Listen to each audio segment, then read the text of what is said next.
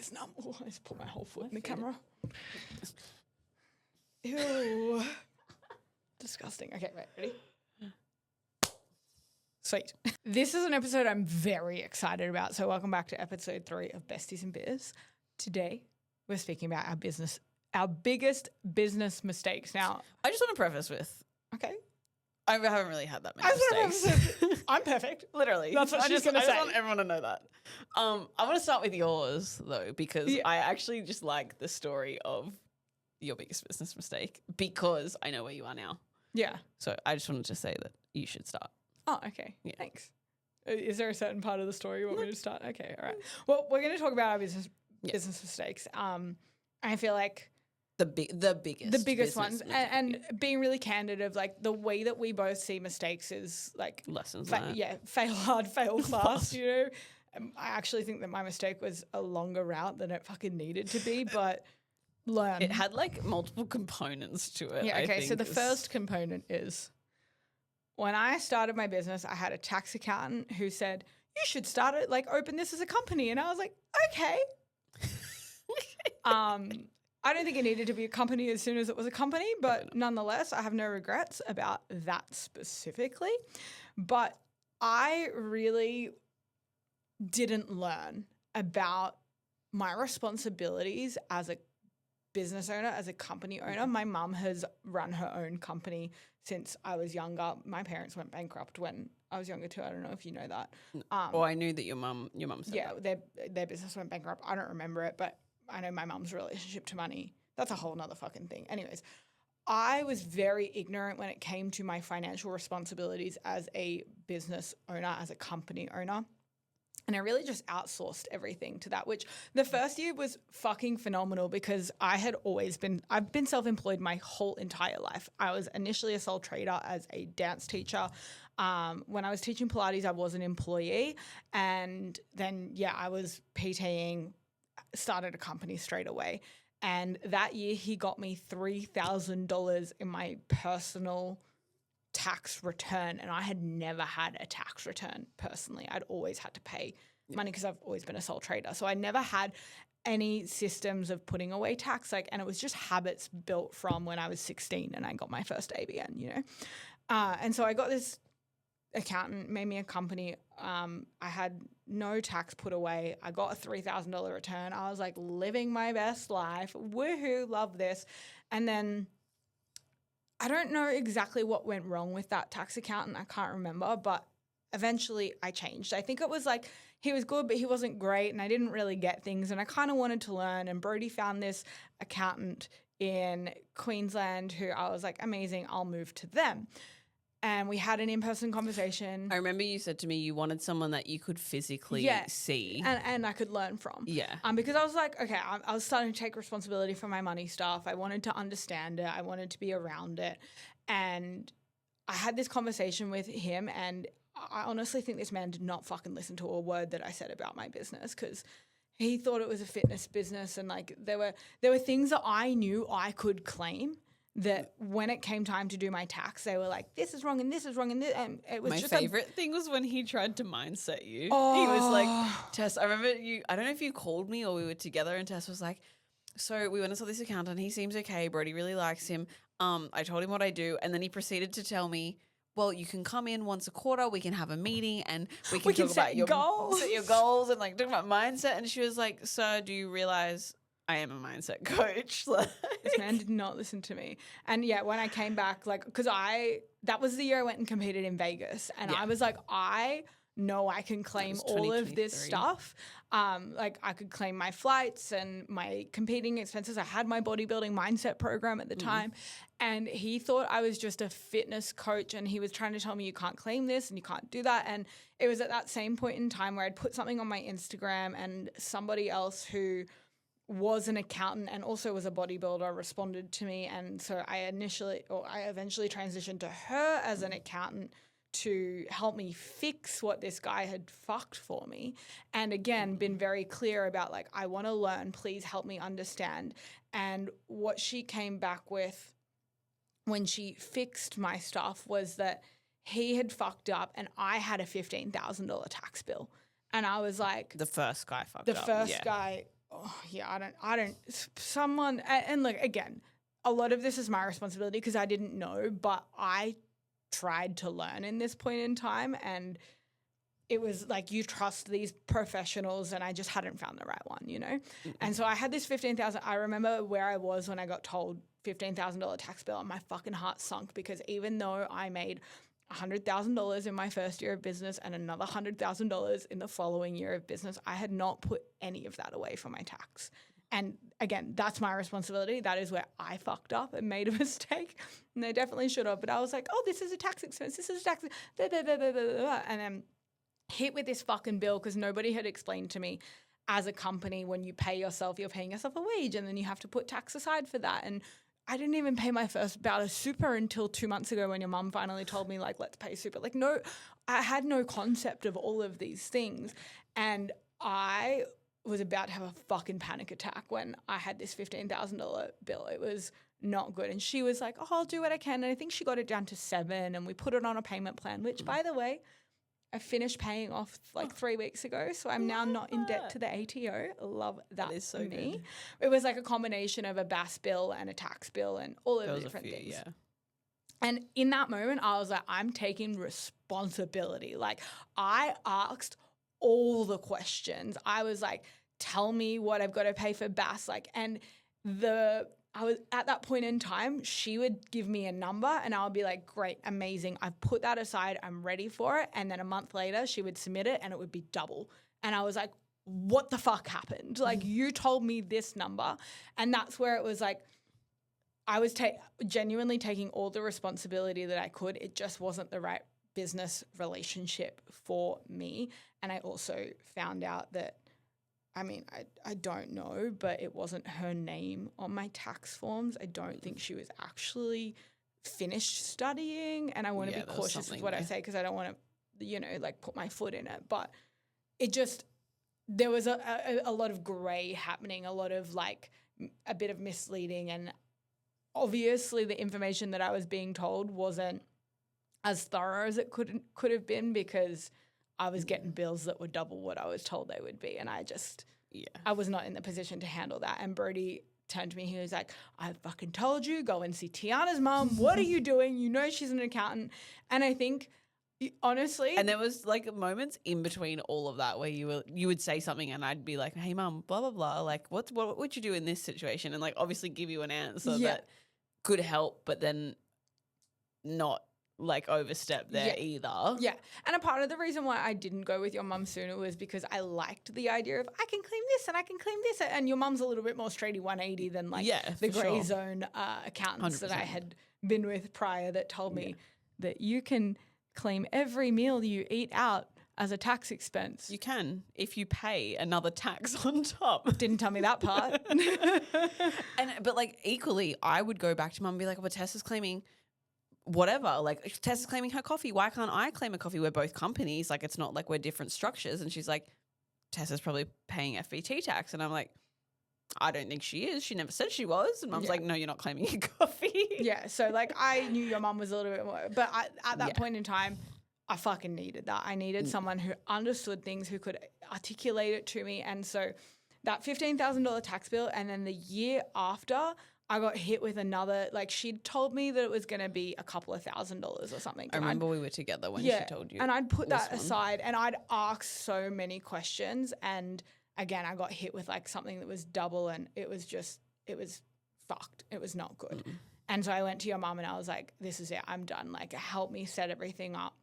And through that process, I have so many different bank accounts. It is not funny. I'm like comes in here, I put GST here, I put tax here. This is saving for mentorship. This is saving for FMG stuff. Like, I have a lot of accounts. It's a bit. I have a business bills like for my Tess car was and like stuff. to me, oh, don't you have an account for this and this and this? I was like, no, I have one business account because like stress me out. I don't need that. Stress me out. I love the separation. And again, we do business in different ways. But yeah, I eventually moved to your mum. Like, we did a bit of a sneaky. She helped me clean some things up while the old tax accountant submitted things because your mum didn't want to. She didn't want to. She was so confused about like with what my old and I learned about franking credits and I got to use my franking credits to bring down that bill. So it like all worked out in in the best possible way that it could have worked out. But I knew I couldn't continue.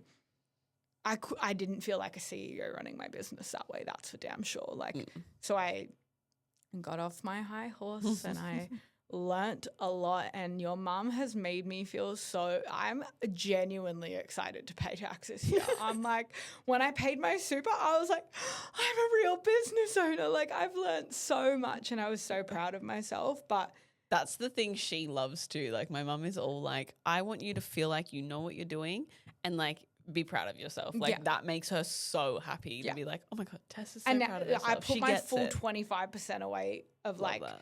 company tax. I obviously put my PIYG of what I pay myself a wage of as away. Do you notice as she always tells you in percentages too? I don't know. She with me, she'll always talk in percentages. So like put 30% away for this, put 10% away for this, instead of put $25. Yeah. Because she's like, the number changes. The number changes. If the amount changes. You know what I actually said to Brody the other day? Someone needs to make, if someone could do this and maybe like give me a cut of it, I'd be really happy. Someone needs to make a plugin that takes your like Stripe payment, for example, and funnels it through into different accounts based off percentages. Because when I'm getting a different payout, like I can't, you know how you can set up automatic transactions of like on this date. So if your pay comes in on Monday, then on Tuesday this happens. I'm like, the payments are always different. I need a percentage based. Not a number based. Yeah. So if someone could create a plugin for that, that would be fucking phenomenal. I think you'd get really, really wealthy off that. I just don't want to do it. I'm also not IT savvy, it's not for me. But I put away my full 25%, I put away my 10%, and I'm actually really excited because I feel like I'm going to have myself some little tax back after we claim all the things I love that. in that account. So that was my biggest business mistake, was not being responsible from the start, and that is my number one piece of advice. Like, again, I'm not a financial advisor, I'm not an accountant, I'm not going to tell you what to do or how to do it, but my number one piece of advice to someone that's starting their business, be a sole trader or a company, is like, know those numbers from the start and treat your business like a goddamn business and put away what you need to put away. Like, save yourself the stress and build a relationship with money. Like, even from an energetic standpoint, like having a money date and looking at my numbers and like looking at the profit or looking at like what I've got to, if you got big tax bills, you're making big money, like celebrate that, get excited about it and figure out how to make it not fry your nervous system. I think that's my biggest piece of advice. If you feel stressed about your tax or you feel stressed about profit in your business or anything like that, like, it's going to be a recipe for disaster, you know? Very true. Does that satisfy my storytelling skills for you? That was my biggest mistake. It does. No, that was good. What was your biggest mistake? I feel like I need to burp too. She needs to burp too. I know. No. God forbid we have an oxy shred. I was surprised I was allowed that. I'm not God forbid I fuck my nervous system. Caffeine. It's all right. The $15,000 tax bill is a lot more frying than the oxy shred. My biggest business mistake, I wouldn't even consider a mistake. Yeah, T had to think about this a lot because she's perfect. Yeah, because I'm just perfect. Sorry. Tess was like, bail hard and bail Tess fast. was like, let's do this. And I was like, respectfully, I actually don't think I have a business mistake. And then I sort of said to her, I was like, if I did, I probably would have told my mum. So you know what? I actually think that's a credit to your mindset, though, because any quote unquote mistake that you've made, you've already flipped it into just like, it's part of business, it's growth. Yeah. And like, yeah, I can't even say that I've fucked up somewhere majorly with a client or whatever, like either. Like I really, and that's probably comes down to I'm very logical and structured with the way I do things, and that is like me just being pedantic. But my biggest business mistake, if you will, is that I actually started a business when I was in uni. So I probably would have been like 18 or 19. And my biggest mistake was that I didn't continue that business. I just closed it and I went and got a full-time job when I finished uni and I called it a day. And I would put that down. Why did you start that business? I don't really remember the why. So for context, it was called TP Photography and Media, real straighty 180. And I started it when I was in uni because everyone was asking me to take photos. So it was essentially event photography. Right. And then I did a little bit of like business cards and graphic design, like social media templates, like just like basic stuff, still in Canva, nothing like overly dramatic. But all my friends, I was the girl that took photos. So all my friends were like, well, why don't you, like, can you do it for this event? Can you do it for that event? I'd take friends of all the 18th birthday parties. I took that. I think I did some in high school because I do remember there being some 16ths in there, but it was not a business, if you will. And it was like, I would charge like a couple $100. Like it wasn't a lot of money. But in uni, I was working in a retail job and it also just like funded a little bit more lifestyle. So I did like friends, siblings, 18th, 16th, all that sort of stuff. And then, I finished uni and the thing that I was supposed to do was go get a full-time job and that's what I did. And I just wish I never did that, to be honest. I feel like all of us, though, that are women in business and I think there's an element of some people fall into business because they do something and they love to do it and it just becomes a business. But I think some people are in business because we like business. We like building these things. We like doing these things. We like challenging ourselves. And I feel like we all have a story of something that we started when we were younger that we like didn't realize could be something, so we stopped it. I think I also I never looked at it as a business. It was just a side hobby. It was just a little thing that funded like the party weekends and going out with my friends and going for dinner and it wasn't, I'm a CEO and this is my business. It's just like, this is just a thing I do on the side. Was it cash in hand? Yeah. So your mum was like... I was a sole trader. Oh, really? So for a while it was cash in hand and then I was a sole trader with a business name. Yeah. And then it obviously became a business, but there was never enough money coming through there for it to be taxable, I guess. Yeah. Until I obviously started earning more in retail, then we made it work. But I was buying cameras and things that flashes and microphones and whatever. So I always had expenses for it anyway. But I think because I didn't treat it like a business and it was just a little side gig thing, that is probably also why I went, I didn't take it seriously. Yeah. So then I finished uni and I was like, oh, well, I'll just get a full-time job now. And within 3 weeks of looking, I had a full-time job. I decided to take 6 months after uni just to chill out and do nothing. And then when I actually started looking within 3 weeks, I found a full-time job and it just made sense. And everyone's like, wow, she got this job so quickly. Blah, blah, blah. I'm like, yeah, because I'm just whatever. I manifested it. Because I'm a sick. Literally, I don't know. My auntie sent me the link. She was like, hey, this job's in Miranda, literally around the corner from home. Yeah. I think it might be what you want to do. It's in social media. And I was like, yeah, cool. I applied and I got a phone call the next day. And then I went in for an interview the day after. Yeah. It was just so quick. And if I hadn't done that, I obviously wouldn't have the business I have today. Oh, 1,000%. So it gave me a skill set and they were wonderful people to work for and all that sort of thing. But yeah, I do often wonder what if I pivoted that first business into something else, or what if I kept going with it and it, I don't know. It evolved. Evolved, yeah. Yeah. Well, and that's not the first business that you've tried either. No, so then after that business, still in uni, after that business, I had I don't want to call it e-commerce, but it was e-commerce jewelry business. And that was with a business partner at the time. And we were like, yep, we're family friends. And we're like, we want to do something together. And our parents always said, you guys should do something together. And we're like, yeah, we should. And we have investments together and stuff. And we were like, yeah, cool. Why don't we start a business? Whatever. And the reason that didn't work was that we both just didn't have time. I was finishing uni and then I went into full-time work and she was doing full-time study and then going overseas to work and travel, and the times were just not going to work, and we didn't have the time to pour into it to make it successful. And then also now, knowing what I know now about e-commerce businesses, the only way it would have been successful was to run ads, and we didn't have the funds for that either. Yeah. Which also we didn't have the stock levels for that either. Yeah. So it was a whole big thing that we probably were a little bit in over our heads. But it was fun. We had a launch party for it. All our friends were buying stuff off us. It's great. That was, I think, just more of a passion project, which started as we actually wanted to do clothing or activewear of some sorts. And then to do the manufacturer thing, we would have had to go overseas and it was going to be a lot more expense, whereas the jewelry we could source in the country and do the expos and all that sort of stuff. But yeah, lesson learned with that one was that time is a thing. You either invest time or money into a business. That one was both. We both paid out of pocket to buy the stock and do all that sort of stuff.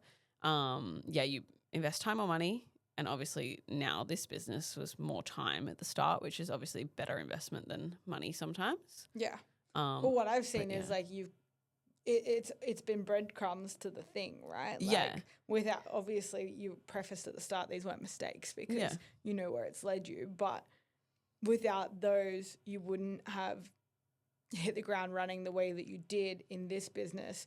But also, I actually don't think either of those businesses would have been sustainable because your heart wasn't in it. Like, I'm like, oh, the jewelry is like so fun and so beautiful, and like it was, but like I also couldn't see myself doing, like, I don't know if you see like the Cullen jewelry, for example, they do the like, what do they call them, where they go to a hotel room and they like lay out, like I didn't see myself doing any of that. Yeah. As much as I would have been like, I would love to wear diamonds and like whatever, like that's not it. And the photography thing, I'm not a photographer, I'm a content creator, if anything, like. So I think there's obviously there is the reason why they didn't do what they were supposed to do. Yeah. So your biggest mistake was not doing this sooner. Just not doing it sooner. Just going to get that full-time job because I thought that was what you were supposed to do. What do you feel like you learned from the full-time job that benefits you now? I think it gave me a basis for the skill set. It taught me a lot about working with different types of people because that role was a very male-dominated industry, and then females that were in a male-dominated industry obviously work differently to females that are not in a male-dominated industry. So, but it taught me how to approach different types of people and work with different types of people, when to be direct and firm and when you could be a little bit softer and have a little and I bit feel more. like it also taught you, because I know kind of how and why you exited, it taught you that there is sometimes a gap when you're working, like not a gap, a ceiling when you're working for someone else. Like I remember you telling me about how you had a conversation about your growth and your potential and how you wanted to earn six figures, and that was quite literally not even going to be an option in the company that you worked with. Yeah, well, I was met with, no one in the company makes that much money, and I was like, cool. See, that's me done. Yeah. Well, no one in the company had a base that high. And when you're in a marketing role, like for anyone that doesn't know, marketing can have KPIs, but it's very uncommon to have KPIs. Like you can't say you need to grow X amount of followers and we'll give you a commission on that. Like it just doesn't work like that. It's not the same as a sales role. And so the only way to make the six figures was to have commission. But the problem was with the structure that we had in place, I was reliant on other people for me to get commission. So I wasn't solely responsible for the money that I was making. And if they didn't do what they needed to do, I lost out. So, and then from that point of like, no one has a base that high, like it does. I just assumed, it's like any business. If I have X amount of people, I had 5 girls under me at one point. If I manage more than 5 girls, maybe that's the thing that makes more money, like more responsibility, but it was not the case in that. And that's so fine. Like people run their businesses differently and it is what it is. But from that point, there was a very quick turnaround from when I ended up leaving because I was like, oh, well, glass ceiling and I've got this little side business and I have a few clients and like, let's just. I'm good to go. Go, yeah. I love that. I feel like actually even you saying that and us reflecting on that makes me realize. So obviously most people that listen to our podcast are probably going to be in business or have a business or want to be in, like whatever. The reality is business isn't for everyone, and that's not a bad thing. Like we need employees to make the fucking world go around, but we also need to be able to fulfill our employees, because had you not wanted to create a business but you knew you wanted to make 6 figures, for example, you would have gone, all right, well, I'm going to go find another company to work for where I can achieve my goals. And I think even reflecting on that, we've not really had much conversation about whether we would bring in employees one day. I would love for us to do like even just 1 or 2, like have a team. That would be epic. But if we were to ever do that, I would never want to be in the position where I've capped my employees. Like if the business can continue to grow, I always want to have a path of growth. I had that conversation with Mum the other day about like, she was like, you can have an employee. She's like, maybe you don't have 1 though, but maybe have 2. Like it just like, yeah, she's like, you want to have people that like they can grow and like 1,000%. Like I know from what I value, I'm like, I value growth in more ways than just financial. So I'm like, I'd want to pass that on to somebody too. Like I would love to be a boss. I just like the team. I want to buy everybody coffee and pay tax on that fucking coffee and sit down and be like, let's have fun together, you know? Yeah. Yeah. And I also know what it's like to have really great bosses and have really shit bosses. And I think you and I would make really good bosses. Me too. That'll be fun. Absolutely. All right. Well, those are our biggest mistakes in business. I'm sure there are There's probably many way more to come. Oh, bro, there's been like times where I've put out an offer and literally ghosted it the next day. Like, because we should talk about that at some point. See ya. Nope. Not being resilient enough. But anyways, those are the biggest ones. Yeah. If you guys have questions or like you took anything away from that, please let us know. We would love to hear from you or share your biggest mistakes with us. That'd be really fun as well. Yeah, I would love that. Yeah. All right. Let's keep building our business, our community of besties in business. We'll see you in the next episode, guys. Bye.